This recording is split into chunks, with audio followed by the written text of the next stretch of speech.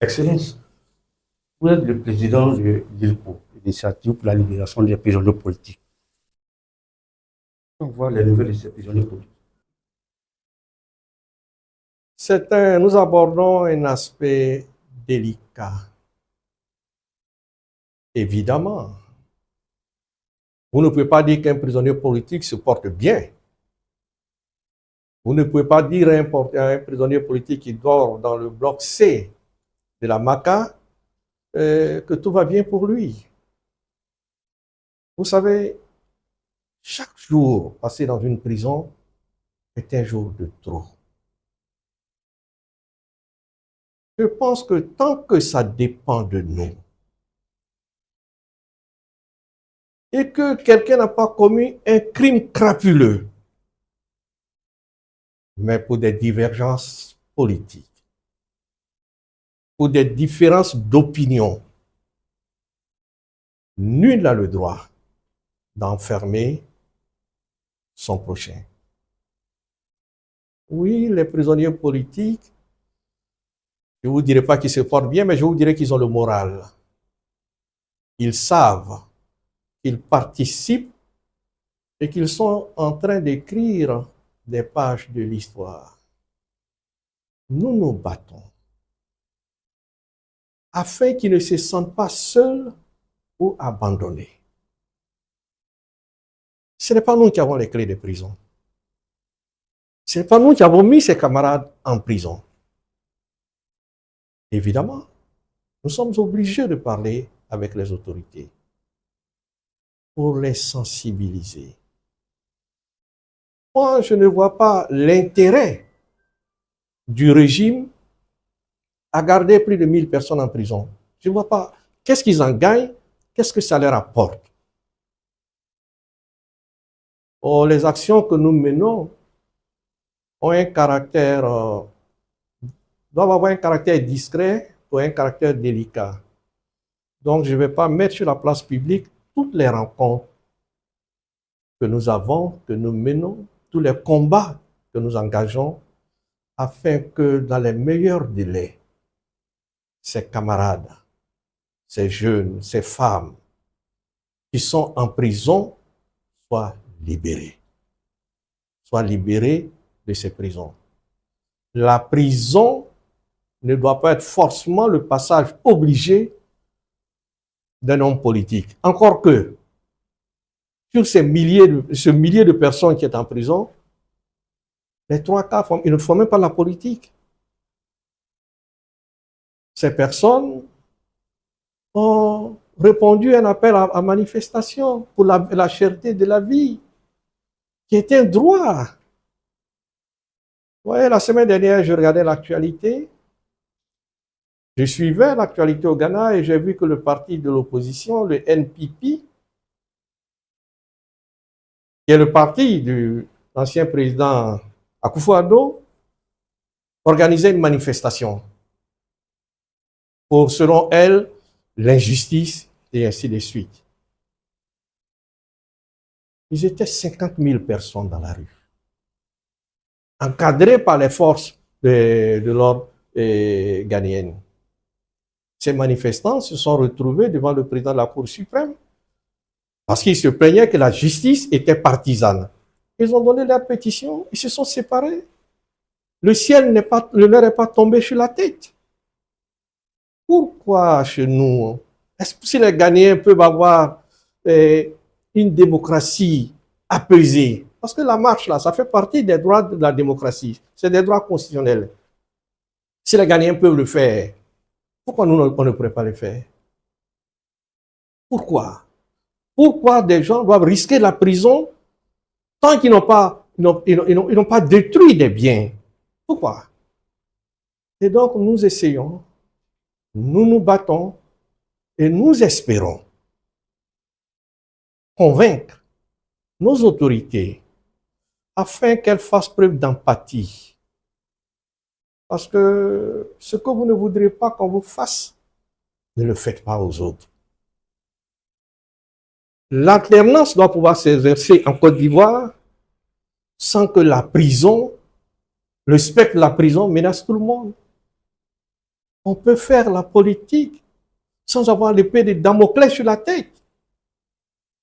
Aujourd'hui, dans notre pays, quand vous êtes dans l'opposition, faire la politique, ça veut dire que vous en trouvez les portes de la prison. Oui, nos camarades traversent des moments difficiles. Oui, nous tapons à toutes les portes, nous ne nous lassons pas. Des promesses nous ont été faites. Nous espérons. Nous espérons vivement. Et nous prions pour cela. Pour que ces promesses, je ne dirais pas que des promesses fermes nous ont été faites, mais ces promesses, même légères, qui ont laissé entrevoir l'ouverture des portes des prisons, se concrétisent. Et que nos camarades retrouvent la liberté, retrouvent leur famille et reprennent leurs activités courantes. Donc, vous avez dit tout à l'heure que vous voulez qu'il soit libéré dans un meilleur délai. Oui. Quel est ce délai pour vous? Non, ce serait imprudent de ma part de vous donner un délai. D'abord parce que je ne suis pas en mesure de le faire. Et faites attention, un jour en liberté, en prison, vous multipliez ça par 10, par 20. Si vous fixez un délai,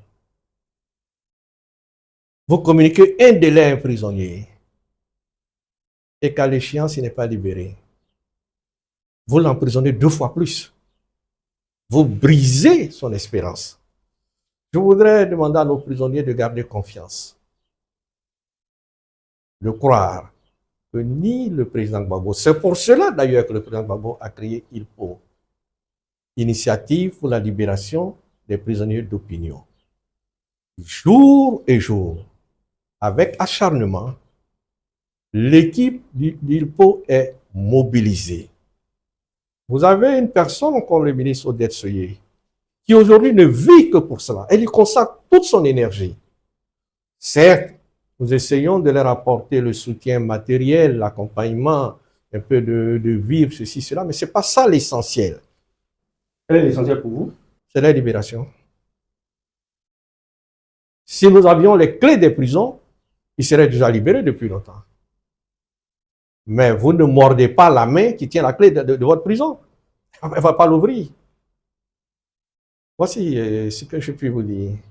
Au lendemain de votre nomination à la tête du DILPO, vous avez fait des démarches auprès de certaines personnalités en Côte d'Ivoire, notamment les guides religieux, les chefs traditionnels, les rois. Avez-vous atteint vos objectifs? Si j'avais atteint mes objectifs, les prisonniers ne seraient pas en prison. Hein? Mais disons-nous que ces leaders religieux, la chambre des rois et chefs coutumiers, les leaders religieux ont une autorité spirituelle. Les chefs religieux ont une autorité morale.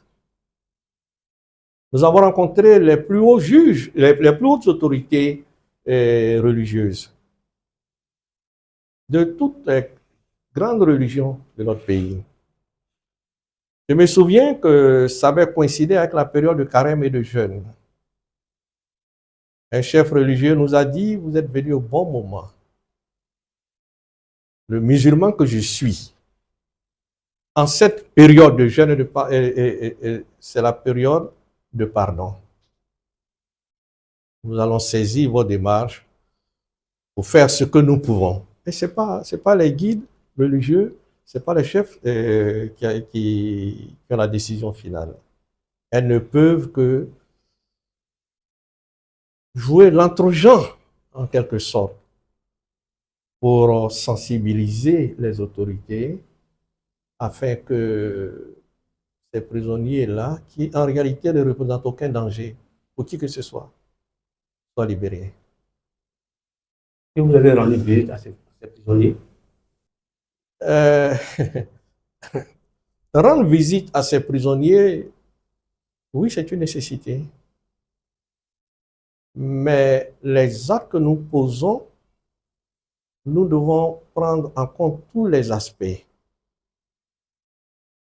Nous avons, oui, les autorités que nous avons rencontrées, nous leur avons demandé de nous autoriser à rendre visite aux prisonniers.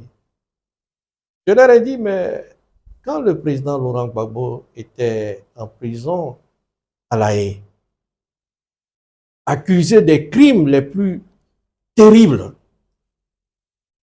moi, je lui rendais régulièrement visite. Je lui rendais régulièrement visite. Mais comment se fait-il qu'ici en Côte d'Ivoire, je ne puisse pas rendre visite aux prisonniers? On me demande, mais quel est votre lien avec eux? Alors nous agissons avec précaution afin que notre volonté de rendre coûte que coûte visite aux prisonniers ne soit pas suspecte. Et qu'au fond, on obtienne le contraire de ce qu'on voudrait pour les libérer. Mais nous avons des canaux par lesquels nous passons pour prendre les nouvelles, pour communiquer avec eux, pour leur remettre autant que peut se faire les moyens de subsistance dans une prison. Parce que vous savez que c'est dur. Dur pour la nourriture, dur pour les soins médicaux. Vous savez, dans le bloc B, c'est surpeuplé, ils sont entassés. Donc les contaminations se font de façon exponentielle. Il faut pouvoir apporter des médicaments. Il faut pouvoir les soulager. Parce que nous comptons déjà 3 morts. Mais c'est 3 morts de trop. Plus on les gardera en prison, plus le risque que nous ayons encore des morts. Parce qu'on a des malades là-bas. On a des malades en prison. Et il n'est pas bon pour le régime. Il n'est pas bon pour la Côte d'Ivoire que les Ivoiriens continuent de mourir en prison. Nous continuerons de faire tout ce que nous pouvons. Nous pensons susciter l'empathie. Parce que ce qu'on peut déplorer en Côte d'Ivoire, l'adversaire politique est traité comme un ennemi qu'on déteste, qu'on méprise. Non.